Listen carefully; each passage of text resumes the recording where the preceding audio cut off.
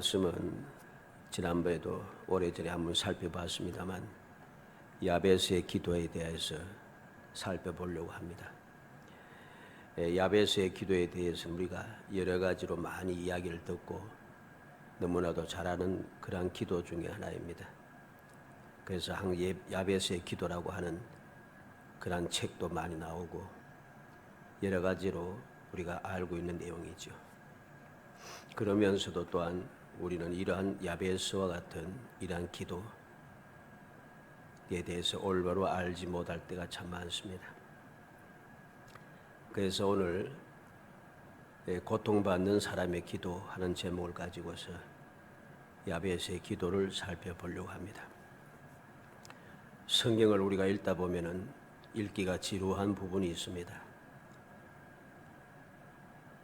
그래서 그것을 건너뛰기도 하고 재미가 없어서 읽다가 그만두기도 하는 그러한 내용들이죠.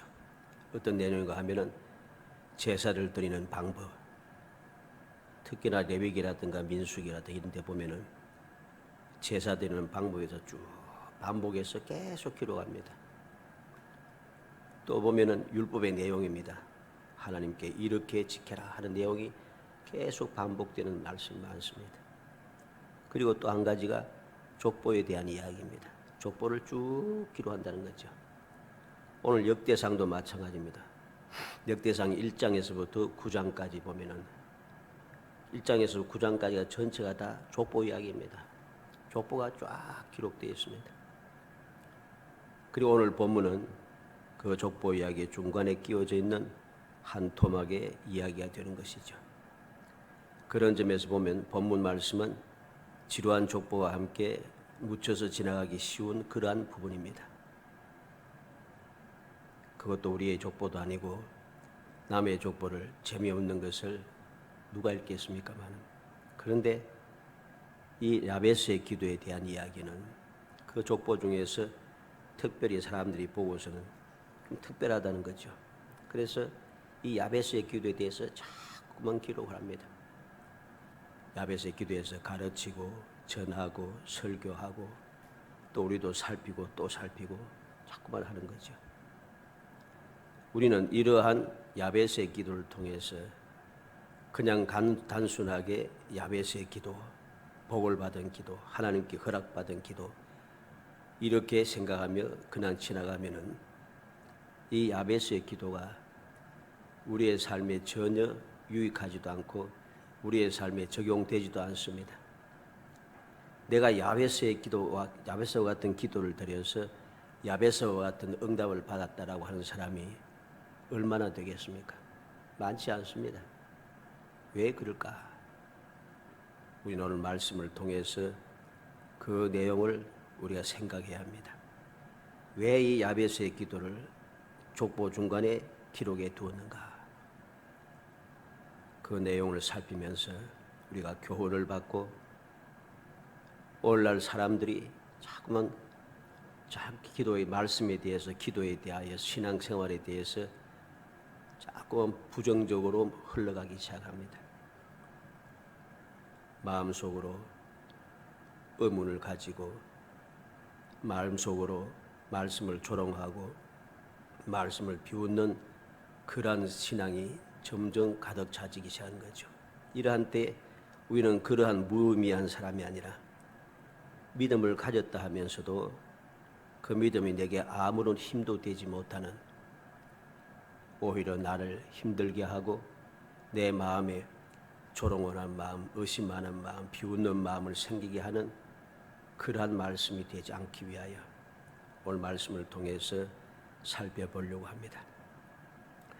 이 야베스에 대한 이야기는 아주 특별합니다.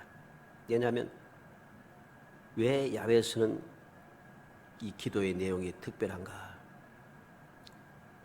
이 야베스는 형제가 몇 사람인지 알 수가 없지만 형제 중에 가장 귀중한 자라 그랬습니다. 형제보다 귀중한 자라 그렇게 말하고 있죠. 쉽게 말하면 가장 성공한 사람이 되었다라고 하는 그런 말입니다. 9절 말씀 있는 대로 야베스는 그 형제보다 귀중한 자라 그의 어머니가 이름하여 이르되 야베스라 하였으니 이는 내가 수고로에 낳았다 함이었더라 그랬습니다.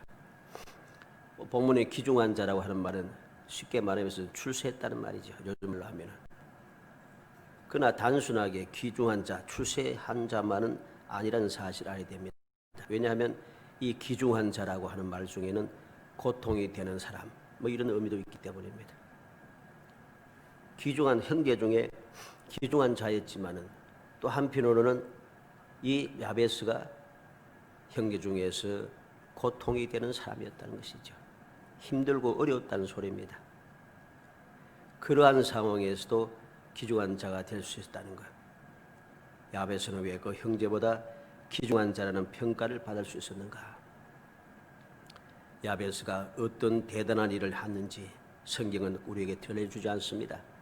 오늘 간단하게 야베스의 이름에 얽힌 사연을 기록해주고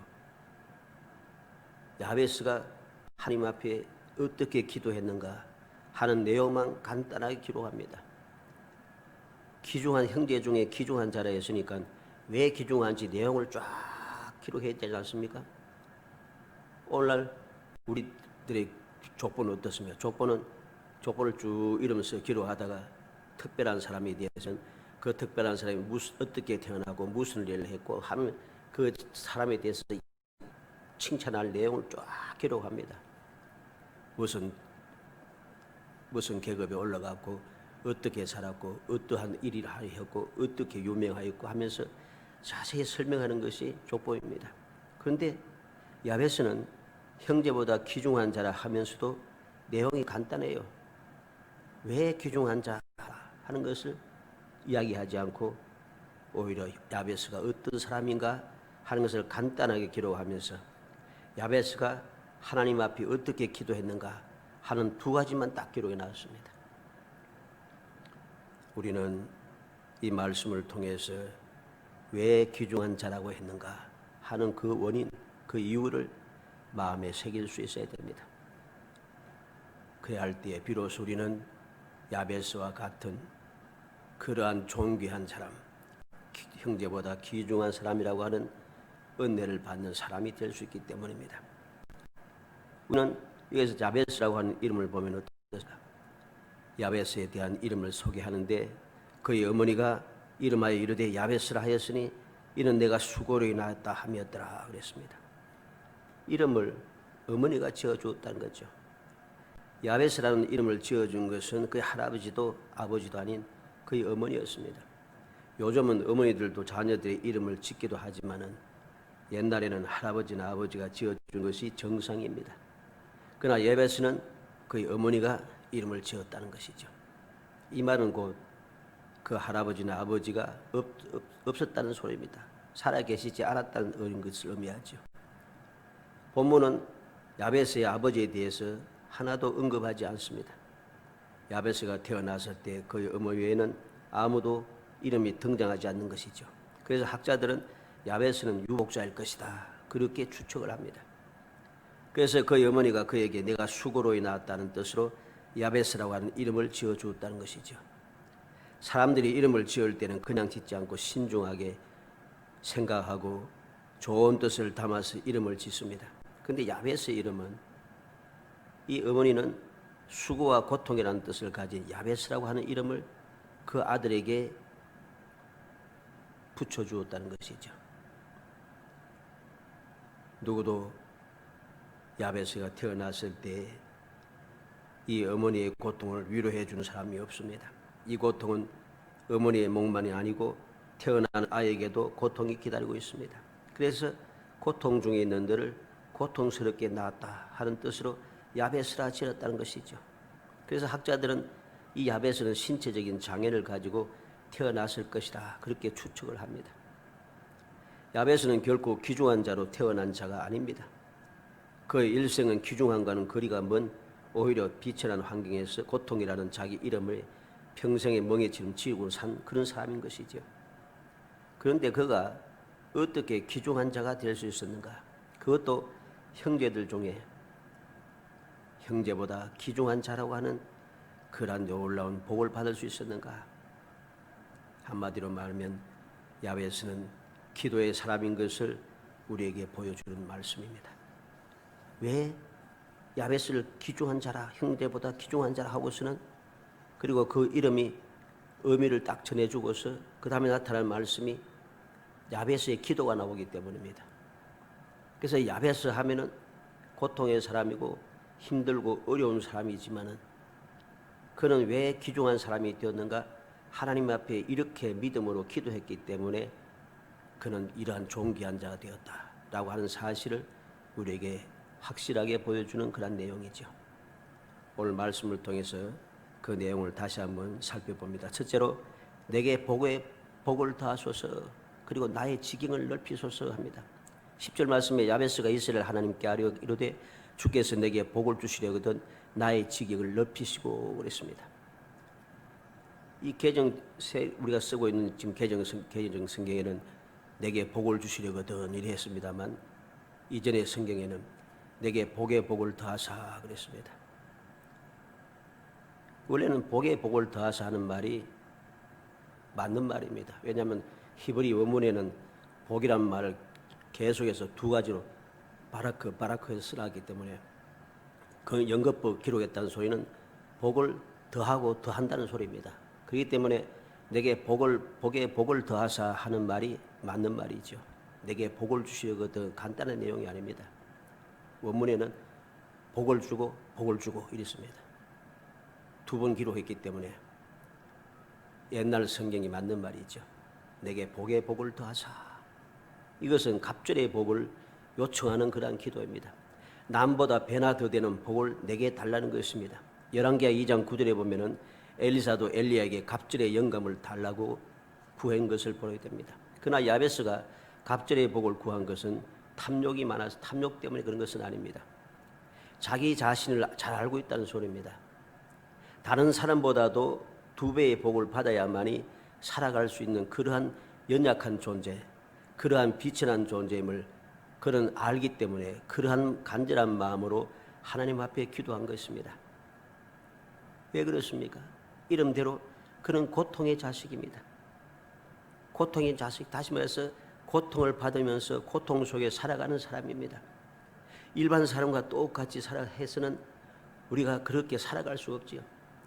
내가 힘이 있고 일반 사람과 똑같은 위치에 있고 똑같은 능력을 가지고 똑같은 생각을 가지고 똑같은 재능을 가지고 있으면 모든 조건이 똑같으면 그래도 괜찮습니다. 그런데 내가 몸이 약하고 내가 가진 것이 없고 내가 부족하고 내가 똑똑하지 못하고 재능이 부족하고 이러면 똑같이 해서는 살 수가 없는 겁니다. 그래서 야베스는 내게 복을 더하여 달라 합니다. 그래야만이 내가 일반 사람들과 같이 살아갈 수 있다는 것이죠. 그리고 나의 지역을 넓히시고 그랬습니다. 지역을 넓혀 달라는 것은 한계나 장애를 없애 달라는 그런 의미인데, 이것은 야베스가 활동하는데 여러 가지 장애로 인해서 많은 어려움을 겪었다는 것을 의미합니다. 그가 건강한 사람처럼 활동하기 위해서는 넓은 공간이 필요한 것이죠. 예를 들어서 우리가 정상적인 사람은 조그만 방에서 조그만 그 집안에서도 사는데 움직이며 사는데 지장이 없습니다. 그런데 몸이 불편한 사람들은 예를 들어서 내가 휠체어를 탄다든가 이렇게 하는 사람들은 똑같은 좁은 데서 움직일 수가 없는 거예요. 움직이기가 더 힘든 겁니다. 그러니까 그것을 휠체어를 굴리면서 살고 있는 조건이 갖춰져야 되니까 조금이라도 더 넓어야 되는 거죠. 그래서 야베스는 나의 지역을 넓히시고 내 지경을 넓혀달라고 그는 하나님 앞에 간구하는 것입니다. 이렇게 장애로 인해서 많은 어려움을 겪다는 것을 의미하기 때문에 그러한 어려움에서 벗어나기 위해서 건강한 사람처럼 활동하기 위해서는 조금 더 넓은 공간이 필요하다는 것입니다. 그의 형편은 지금 보통 사람들처럼 살지도 못합니다. 그래서 갑절의 복을 받아야 했고 또 일도 배로 해야 되겠고 활동 범위도 더 넓어야 한다는 것입니다. 그래서 그는 하나님 앞에 기도할 때에 내게 맞는 기도, 욕심이 가득 찬 탐욕의 기도가 아니고 내 형편을 따져주면서 내게 복을 임하게 주셔서 내가 다른 사람과 같이 살 수 있도록 해달라는 간절한 기도인 것이죠. 두 번째는 주의 손으로 나를 도우소서 그럽니다. 주의 손으로 나를 도우사. 계속해서 그는 간구하고 있습니다. 주의 손으로 나를 도와주소서. 야베스는 하나님께서 모든 것을 주관하시는 분임을 믿은 것이죠. 여호와께서 집을 세우지 아니하시면 세우는 자의 수가 헛되며 여호와께서 성을 지키지 아니하시면 파수꾼의 경성함이 헛살하고 시편 127편 1절에 기록해야 됩니다. 하나님께서 도와주셔야만 한다는 사실을 이 야베스는 깨닫고 있는 것입니다. 그래서 하나님의 도우심을 간구하고 있는 것입니다. 주의 손으로 나를 도우소서. 주님이 나를 돕지 않으면 누가 나를 돕겠습니까? 세상 사람들이 나를 돕겠습니까? 세상이 요즘은 많이 좋아져서 주위의 사람들, 연약한 자들, 장애를 가진 자들 위해서 많이 생각하고 배려를 하기도 합니다만 그래도 나를 한없이 끝까지 도와주는 사람은 그리고 도와주는 일은 거의 없습니다. 그렇기 때문에 나를 끝까지 안전하게 아무 편견도 없이 나를 위해서 올바르게 도와줄 분은 주님밖에 없는 것이죠. 그래서 주님의 손으로 나를 도와주려고 그는 간절히 기도하는 것입니다. 다른 곳에 도움을 청할 것이 없어요. 한두 분이야 도움을 청하면 도움을 받을 수 있겠지만 그것이 평생을 나를 도우려고 하면 견디질 못하겠죠. 점점 멀어질 수밖에 없고 결국은 나 혼자 좌절할 수밖에 없습니다. 그래서 그는 한계가 있는 사람에게 도와달라고 하는 것이 아니라 주님의 손으로 나를 도와달라고 그는 올바른 곳에 믿고 의지하며 간구하는 것이죠. 주님의 도움을 간청하고 있습니다. 세 번째로 그는 나로 환난을 벗어나 근심이 없게 해달라고 합니다. 나로 환난을 벗어나 내게 근심이 없게 하옵소서. 나로 환난을 벗어나 내게 근심이 없게 하옵소서. 이것은 그의 삶이 얼마나 걱정거리가 많고 염려할 거리가 많고 어려운 일들이 많은가 하는 것을 잘 보여주는 말씀이죠. 내게 복을 더하시고 나의 지경을 넓혀주시고 주의 손으로 나를 도우셔서 이렇게 복을 더하고 지경을 넓혀주고 주의 손으로 나를 도우실 이유가 바로 이 말씀이죠. 나로 환난을 벗어나 내게 근심이 없게 하옵소서. 왜 이러한 기도를 드리고 있는가 하는 이유가 분명합니다. 내가 다른 사람보다 더 잘 먹고 잘 살고 다른 사람들이 뻐기기 위해서 이 기도를 드린 것이 아니고 내가 힘들다는 것입니다. 환난 속에 있다는 것입니다. 내게 근심이 있다는 것입니다. 그래서 환난을 벗어나 내게 근심이 없게 해달라고 하나님 앞에 그렇게 기도하고 있는 것입니다. 야베스의 삶은 환난의 연속이고 언제나 근심거리가 끊이지 않았던 것이죠. 그래서 야베스는 이러한 기도를 할 수밖에 없었던 것입니다. 어떻게 보면 애달픈 기도지요. 하나님께서 나를 도우지 아니하시면, 하나님께서 내게 복을 주지 아니하시면, 하나님께서 나의 지경을 넓혀주지 아니하신다면 나는 이 환난에서 벗어날 수도 없고 나는 이 근심에서 벗어날 수가 없다는 것이죠. 평생을 환난 가운데 근심하면서 끊임없이 절망하며 살아갈 수밖에 없다는 것이죠. 이러한 애달픈 삶을 누구에게 고백할 수 있겠습니까? 사람들에게 이 사실을 고백하면 아이고 됐구나 내가 도와줘야지 하겠습니까? 처음에는 그런 마음을 가질지 모르지만 이러한 마음은 점점 사라지고 좋지 못한 마음만 가득 차게 되는 것이고 그리고 그러한 사람을 의지하면 의지할수록 세상을 의지하면 의지할수록 이러한 사람들은 점점 절망에 빠져들 수밖에 없습니다. 그런데 야베스는 그렇지 않습니다. 그런 비록 고통의 자식이었지만은 근심이 가득 차고 환난이 벗어날 수 없던 그러한 상황 속에 있는 사람이었지만은 날 이 환난에서 벗어나게 할 분, 내 근심을 없이 해주실 분이 누군가를 깨닫고 있는 것이죠. 그래서 그 하나님께 그는 기도하고 있는 것입니다. 이게 바로 야베스가 형제 중에 귀중한 자가 될 수 있는 비결이었다는 것입니다. 여기에서 우리가 이 말씀을 통해서 보면은 사실 이 야베스의 기도는 우리말에는 그냥 기도가 딱 끝났습니다. 그죠? 야베스가 이스라엘 하나님께 아뢰어 이르되 주께서 내게 복을 주시려거든 나의 지역을 넓히시고 주의 손으로 나를 도우사 나로 환난을 벗어나 내게 근심이 없게 하옵소서 하였더니 하나님이 그가 구하는 것을 허락하셨더라. 기도가 끝이 났잖아요. 그런데 히브리 원문에는 끝이 안 났습니다. 이렇게 해 주었으면 하고 그것으로 끝났어요. 그러니까 기도가 마침표가 맞춰지지 않았다는 소리입니다. 우리가 다 끝맺히지 못한 그런 바람, 간절한 마음만 가득 찬 이 야베스의 기도, 이 기도를 통해서 우리는 무엇을 알게 됩니까? 하나님께서 내게 이렇게 해주신다면 하면서 하나님을 바라보며 소망과 기대를 가지고 기도하며 살았다는 사실입니다. 끝까지 이 기도가 놓쳐지지 않고 계속 이어졌다는 의미가 되겠죠. 기도가 끝나고 맞춰진 것이 아니고 그러한 기도가 계속해서 평생 이어졌다는 의미가 됩니다. 평생 이렇게 하나님께서 내게 이루어 주시면 좋겠습니다. 이렇게 해주면 얼마나 좋겠습니까? 하는 기도가 끊임없이 이어지고 하나님은 그가 구하는 것을 허락하시고 계속해서 그 평생의 삶 속에 이러한 기도는 연속으로 이어지고 하나님께서는 그 기도를 들어주시고 하니까 평생에 그는 형제 중에 귀중한 자, 존귀한 자가 되었던 것이죠. 한 번으로 끝나버리면 존귀한 자가 되기 힘들어요. 연약하고 부족한 사람이, 장애가 있는 사람이 많은 것을 가졌다고 해서 평생을 편안하게 존귀하게 살 수가 없습니다. 왜? 오늘 세상이 얼마나 악한지를 알지 않습니까? 모든 사람들이 이 사람 저 사람 평상시에는 가까이 하지도 않은 사람, 알지도 못하는 사람, 이름도 듣지 못하는 사람들이 사방에서 달려붙어가지고선 다 들고 갈 겁니다. 이리저리 다 빼앗기기 바빠지죠. 절대로 행복할 수가 없어요. 그런데 어떻게 그는 형제 중에 존귀한 자, 귀중한 자가 될 수 있을까? 그는 계속해서 형제 중에 귀중한 자가 되었다는 것은 결말인 것입니다. 어떻게 귀중한 자가 될 수 있었는가?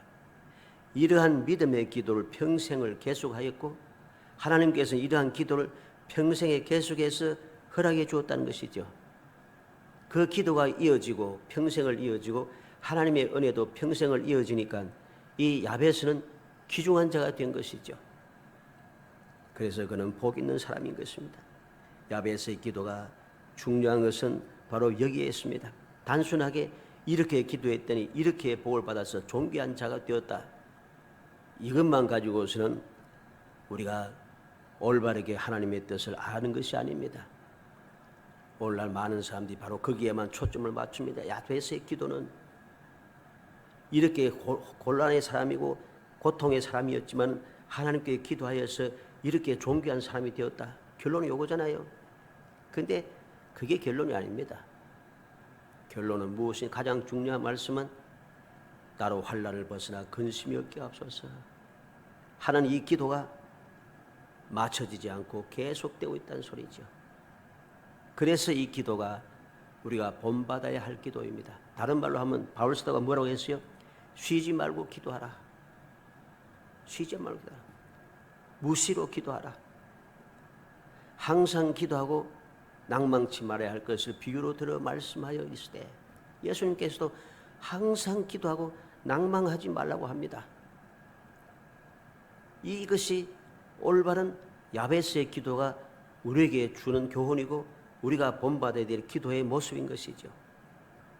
이 사실을 망각하고 야베스가 기도했더니 이렇게 존귀한 사람이 되었다. 여기만 초점 맞추면 평생을 우리가 신앙생활을 해도 야베스의 이 은혜를 누릴 수가 없습니다.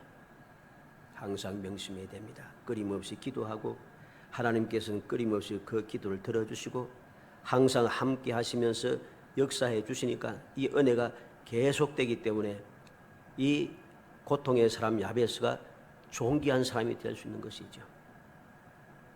아무도 빼앗을 수 없습니다.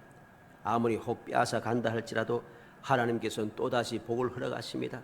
그를 지켜주십니다. 그를 보호해 주십니다. 그를 위해서 역사해 주십니다.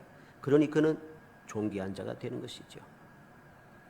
자기 스스로는 살 수 없음을 그는 깨달았기 때문에 모든 것을 하나님께 맡기고 하나님 앞에 끊임없이 기도하며 살았다는 말씀입니다. 야베스는 하나님의 도움이 없으면 살 수 없는 인생입니다. 그러므로 그 일생에 있어서 가장 큰 비중은 기도하는 것이죠. 무엇보다 평생을 기도하며 살았다는 사실 우리는 이 말씀을 통해서 기억해야 됩니다. 본문에는 야베스 기도가 한 번 기록되어 있습니다만 그렇다고 해서 야베스가 한 번 기도한 것은 아니라는 것입니다. 계속해서 기도하였기 때문에 하나님께서는 계속해서 들어주셨고 그 결과로 그는 존귀한 사람이 될 수 있었다는 것. 우리가 평생을 살아가면서 할 일들은 많이 있습니다. 그러나 그 모든 것을 대표할 만한 것은 기도하는 삶이었다라고 하는 사실을 우리는 알아야 됩니다. 야베스가 무슨 일을 했는가 하는 것을 기록해 놓지 않아요. 왜?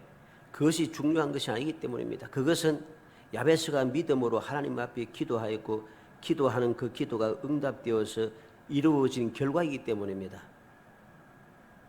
그 존귀한 자가 된 그것이 목적이 되지 않고 그것이 과정이 되는 것이 아닙니다. 그것은 그냥 예수님께서 말씀하신 대로 먼저 그 나라와 그 일을 구하라 그리하면 너희 모든 것을 더하시리라고 하는 말씀과 같은 것입니다.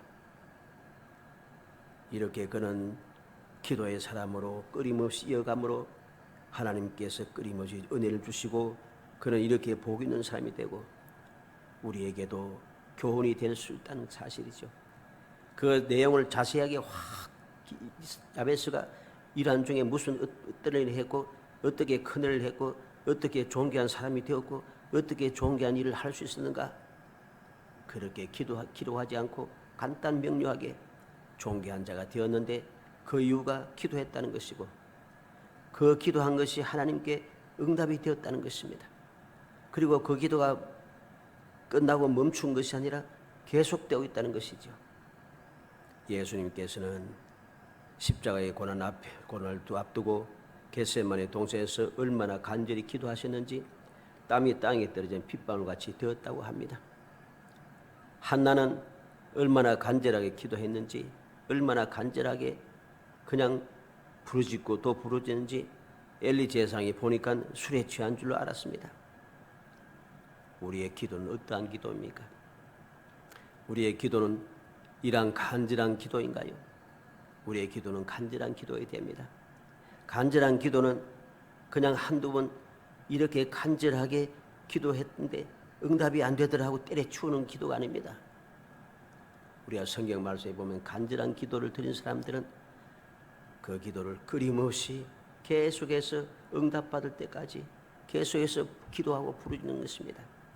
간절하다고 하면서 내가 몇 번 기도하고 그만두면 이게 간절한 게 아니죠. 간절한 것은 그 간절한 문제가 해결될까지 기도하는 것이 간절한 것입니다.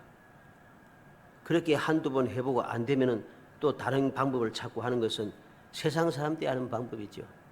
믿음의 사람이 내가 하나님을 믿는다 하고 예수 이름으로 기도하면 들어주시겠다 약속하신 것을 내가 믿어서 내가 기도한다 하면서 한두 번 몇 번 기도해보고 기껏 해봐야 한 달 정도 기도해보고 때려치우면 이게 믿음의 기도가 아닌 것입니다. 믿음의 기도는 응답할 때까지 우리가 간절하게 기도하는 것입니다. 그래서 그것이 간절한 거죠. 해결될 때까지 기도하는 것이 간절한 것이지 몇 번 기도하고 때려치우는 것이 간절한 기도는 아닌 것입니다. 간절함에 대하여서 우리가 올바르게 깨달아야 합니다. 오늘날은 기도하라 하면은 짜증을 내는 사람이 많아졌습니다. 기도하라 하면은 비웃고 조롱하는 사람들도 점점 많아졌습니다. 예레미야 33장 3절에 보면 너는 내게 부르짖으라 내가 내게 응답하겠고 내가 알지 못한 크고 비밀한 일을 내게 보이라 했습니다. 그런데 유다 사람들은 이 예레미야를 통해 들려주시는 하나님의 말씀을 전혀 들을 생각하지 않아요. 왜 그렇습니까? 그들은 예레미야의 전하는 소리를 비웃고 조롱했습니다. 그들은 이 소리를 듣고 짜증을 내고 화를 내면서 예레미야를 죽이려고 합니다. 무엇이 문제입니까? 그들의 믿음이 잘못됐다는 소리죠. 주님께 모든 사정을 아뢰고 기도하면 크고 비밀한 일 하나님께서 예비하신 엄청난 축복의 계획들을 보여주시고 문제 해결의 열쇠를 보여주시고 우리를 위해서 준비한 크고 놀라운 상급과 빛나는 멸관을 보여주신다고 하는 것입니다. 그런데 기도하는 것을 싫어하고 조롱하고 비웃으며 화를 내고 짜증을 내고 예레미야를 죽이겠다고 덤비니 이것이 믿음이 아닌 것입니다. 사랑하는 성도 여러분, 야베스의 기도에 대해서 하나님께서 어떻게 응답했습니까? 본문에 보면 하나님이 그가 구하는 것을 허락하셨더라 했습니다. 다시 말하면 하나님께서 그의 기도를 다 이루어 주셨다는 것이죠. 야베스가 그토록 간구한 것을 하나님께서 직접 나서서 모조리 다 해결해 주었다는 것입니다. 그 결과로 야베스는 귀중한 사람이 되었습니다. 처음에 그는 태어날 때 전혀 귀중한 사람이 아니었고 고통의 사람이었는데, 그러나 그의 기도에 대한 하나님의 응답으로 슬픔이 변하여 기쁨이 되고 고통이 변하여 즐거움이 되는 복을 받아서 귀중한 자가 된 것입니다. 요한복음 15장 7절로 8절에 예수님께서 말씀하십니다. 너희가 내 안에 거하고 내 말이 너희 안에 거하면 무엇이든지 원하는 대로 구하라 그리하면 이루리라. 너희가 열매를 많이 맺으면 내 아버지께서 영광을 받으실 것이요 너는 내 제자가 되리라. 너희가 내 안에 거하고 내 말이 너희 안에 거하면, 우리는 말씀을 명심해야 됩니다. 무엇이든지 원하는 대로 이루어준다. 내 이름으로 기도하면 무엇인지 응답하겠다. 이 말씀만 가지고 있으니까 일이 안 되는 겁니다. 그 말씀의 전제 조건은 너희가 내 안에 거하고 내 말이 너희 안에 거하면, 내가 나를 사랑하면 내 계명을 지킬 것이요 주님의 말씀대로 살아가고 주님께서 내 속에 계셔야 됩니다. 주님께서 내 속에 계시는데, 내가 주님 안에 있는데 내가 한두 번 기도해보고 응답이 되지 않았다고 해서, 문제가 해결되지 않았다고 해서 기도를 때려치우고 기도하는 것을 비웃고 조롱하며 화를 내고 짜증을 내면 주님이 내 안에 계신 게 아니죠. 이거는 어떻게 그럴 수 있겠어요? 주님께서는 아버지가 내 안에, 내가 아버지 안에 하신 그 주님께서는 세상의 삶이 어땠습니까? 좋기만 한 것은 아니었습니다. 능력만 한 것은 아니었습니다. 많은 사람들이 십자가에 못 박으러 소리 지르고 끊임없이 힘 있는 사람들이 예수님을 해치려고 기를 쓰고 올무를 놓기 위해서 끊임없이 힘쓰고 결국에는 불의와 불법을 가지고 예수님을 십자가에 못 박아서 죽이는 일까지 하겠습니다. 그럼에도 불구하고 주님께서는 다 아심에도 불구하고 피하지 않고 짜증내지 않고 겟세마네 동산에서 끝까지 기도하셨고, 심지어는 십자가 위에서까지 기도하고 계셨다는 것입니다. 이게 바로 아버지께서 내 안에, 내가 아버지 안에 있는 사람의 모습인 것이죠. 내가 주님 안에, 주님께서 내 안에 계신 주님의 말씀대로 살아가는 사람의 기도가 바로 이러한 기도지요. 한두 번 기도하고 그만두는 것이 아니라, 그것을 짜증내고 화를 내고 비웃고 조롱하는 것이 아니라 끊임없이 기도하는 것입니다. 내가 힘들어도, 고통이 닥쳐와도, 내 주에 있는 이 모든 문제가 해결되지 않아도, 내게 십자가의 수치와 멸시가 따라와도, 십자가에서 죽음을 당해도, 내가 무덤에 들어가게 되었어도, 그래도 주님을 믿고 의지하는 믿음을 끊이지 않고 끊임없이 기도하는 것, 이것이 올바른 기도입니다. 이것이 주님께서 우리에게 원하시는 기도가 되는 것이죠. 이것이 간절한 기도가 됩니다. 이 기도가 응답을 받게 하는 것이죠. 주님의 그 간구는 응답이 되었습니다. 주님께서 십자가상에서 마지막 하신 말씀이 무엇입니까? 다 이루었다. 주님께서 저들의 죄를 사하여 주옵소서, 저들이 하는 짓을 모릅니다. 하나님 앞에 그렇게 사죄의 기도를, 중보의 기도를 드리시고 마지막에 다 이루었다 하시고 돌아가셨습니다. 그리고 무덤에 장사 지낸 바 되었습니다. 다 이루신 결과가 무엇입니까? 사람이 보기에는 무덤에 들어가서 끝이 났지만 그게 아니고, 주님께서 말씀하신 대로 주님은 다시 부활하셔서 하늘나라로 다시 구름 타고 올라가시는 존귀한 모습을 우리에게 보여주었습니다. 이게 바로 올바른 기도의 결과인 것이죠.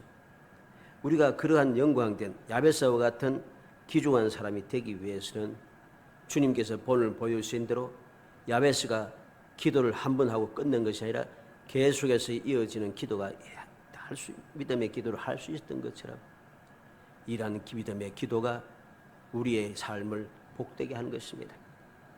우리의 모든 사정, 말 못할 고민, 여러 가지 문제를 우리는 하나님께 아뢰어서 오늘의 환난과 고통을 기쁨과 축복으로 바꾸는 사람이 되어야 됩니다. 지금 내가 가지고 있는 것이 무엇인가?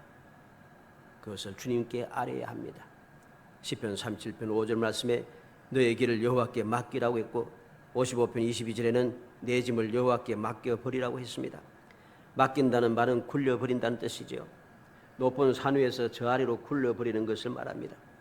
산 꼭대기까지 올라가는 것은 어렵지만 꼭대기에서 아래로 굴려버리는 것은 너무나도 쉽습니다. 그냥 살짝 밀기만 하면 지 혼자서 알아서 굴러가는 거죠. 바로 우리의 모든 고통의 짐들을 가지고 우리가 잊지 말고 그렇게 그 짐을 들고서 고통하면서 원망하며 살아가지 말고 모든 기도를 통해서 내 모든 문제 무거운 짐을 주님께 다 굴려버리라는 소리죠. 하나님께 다 굴려버리라는 것입니다. 원망도 불행도 불행한 처지나 염려의 문제도 다 기도로 바꾸어서 기도로 하나님 앞에 다 굴려버리라는 소리죠. 그때에 비로소 하나님께서 막 그 굴러오는 기도를 받아주시고 우리에게 응답에 허락해 주셔서 이 야베스처럼 존귀한 자 귀중한 사람이 될 수 있는 것입니다. 간절히 바라기는 우리 모든 성도들이 야베스처럼 하나님께 나의 모든 문제는 기도로 주님께 다 굴려버려서 모든 악조건들을 끊임없이 제거하고 또 제거하여 마침내 하나님께로부터 인정을 받는 모든 사람들이 인정할 수밖에 없는 귀중한 사람이 되어 행복한 삶을 살기를 주의 이름으로 축복합니다. 은혜 감사합니다. 사랑하여 주셔서 저희들 택하여 복된 자녀 되게 하시고 복된 삶을 살 수 있는 기회를 허가하심을 감사하고 감사합니다. 주님의 사랑과 은총을 입어싸우며 영원 불변한 약속을 받아싸우니 그 약속의 말씀을 마음에 새기고 야베스처럼 끊임없이 기도하고 또 기도하여서 주님께로부터 끊임없이 응답받고 또 응답받아 진정하게 존귀한 자가 되고 귀중한 자가 될 수 있도록 은혜 베풀어 주시기 원합니다.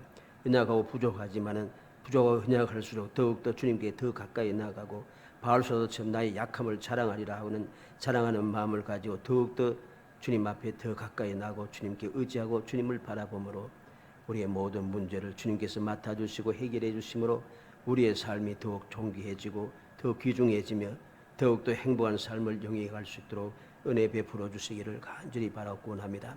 이 시간 주님 앞에 11조의 성물과 건축응금을 드린 손길도 기억하여 주옵소서.